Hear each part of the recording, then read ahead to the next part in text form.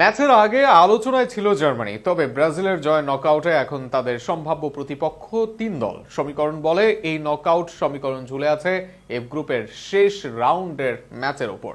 সেখানে কাদের বিপক্ষে নকআউটে দেখা যেতে পারে সেলেসাওদের, তা নিয়ে থাকছে প্রতিবেদনে। কারা হচ্ছে ব্রাজিলের পরবর্তী প্রতিপক্ষ, কাদের বিপক্ষে রাউন্ড অফ 32 এবং রাউন্ড অফ 16 এর ম্যাচ খেলবে সেলেসাওরা। স্কটল্যান্ডের বিপক্ষে ম্যাচ শেষ হওয়ার পর তৈরি হয়েছে নতুন হিসাব নিকাশ। সামনে বড় চ্যালেঞ্জ অপেক্ষা করছে ভিনিসিয়াস জুনিয়রদের জন্য। নকআউট পর্বে ব্রাজিলের পরবর্তী দুই প্রতিপক্ষ কারা হতে পারে, তাদের শক্তিমত্তা ও দুর্বলতা নিয়েই আজকের এই প্রতিবেদন। মরক্কোর বিপক্ষে প্রথম ম্যাচ দেখেই অনেকেই ব্রাজিলের সম্ভাবনা নিয়ে প্রশ্ন তুলেছিলেন। ম্যাচে পিছিয়ে পড়ার পর মনে হচ্ছিল হয়তো আবারও হতাশা শুরু হতে যাচ্ছে পাঁচবারের বিশ্ব চ্যাম্পিয়নদের। তবে সেই সমালোচনার জবাব দিয়েছে সেলেসাওরা মাঠের পারফরমেন্স দিয়ে। ভিনিসিয়াস জুনিয়রের দুর্দান্ত এক গোল ব্রাজিলকে ম্যাচে ফিরিয়ে আনে এবং শেষ পর্যন্ত ড্র নিয়ে মাঠ ছাড়লেও দলটি আত্মবিশ্বাস হারায়নি। এরপর দ্বিতীয় ম্যাচে হাইতির বিপক্ষে নিজেদের আসল শক্তির প্রদর্শন করে ব্রাজিল। আক্রমণ ভাগের গতিময় ফুটবল, মাঝমাঠের দখল এবং রক্ষণ ভাগের দৃঢ়তায় প্রতিপক্ষকে 3 গোল হজম করিয়ে দাপুটে জয় তুলে নেয় তারা। সেই জয়ের ধারাবাহিকতা বজায় রেখে স্কটল্যান্ডের বিপক্ষে পুনঃ 3 পয়েন্ট অর্জন করে সেলেসাওরা। ফলে অপরাজিত থেকেই গ্রুপ চ্যাম্পিয়ন হিসেবে নকআউট পর্ব নিশ্চিত করেছে ব্রাজিল। তবে এখন প্রশ্ন একটাই, নকআউট পর্বে কারা হতে চলেছে ব্রাজিলের পরবর্তী প্রতিপক্ষ, কাদের বিপক্ষে রাউন্ড অফ 32 এবং রাউন্ড অফ 16 এর ম্যাচ খেলবে সেলেসাওরা। এবারের আসরের শুরু থেকে নানা কারণে আলোচনায় ছিল ব্রাজিল। স্কট ঘোষণা থেকে শুরু করে টুর্নামেন্টে আগমন, সব ক্ষেত্রেই তাদের ঘিরেছিল বাড়তি উন্মাদনা। প্রথম ম্যাচের পর সমালোচনা বাড়লেও পরের 2 ম্যাচে দুর্দান্ত পারফরমেন্স দেখিয়ে আবারও নিজেদের অন্যতম ফেভারিট হিসেবে প্রতিষ্ঠিত করেছে দলটি।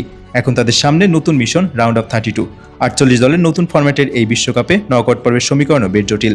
ব্রাজিল রয়েছে গ্রুপ সিতে, তাই তাদের নজর রাখতে হবে গ্রুপ এফ এর দিকে, কারণ সেখান থেকেই আসবে তাদের পরবর্তী প্রতিপক্ষ। গ্রুপ এফ এ রয়েছে নেদারল্যান্ডস, জাপান, সুইডেন এবং তিউনেশিয়া। গ্রুপ সি থেকে 7 পয়েন্ট নিয়ে চ্যাম্পিয়ন হয়েছে ব্রাজিল। ফলে নিয়ম অনুযায়ী তাদের মুখোমুখি হতে হবে গ্রুপ এফ এর রানার্স আপ দলের।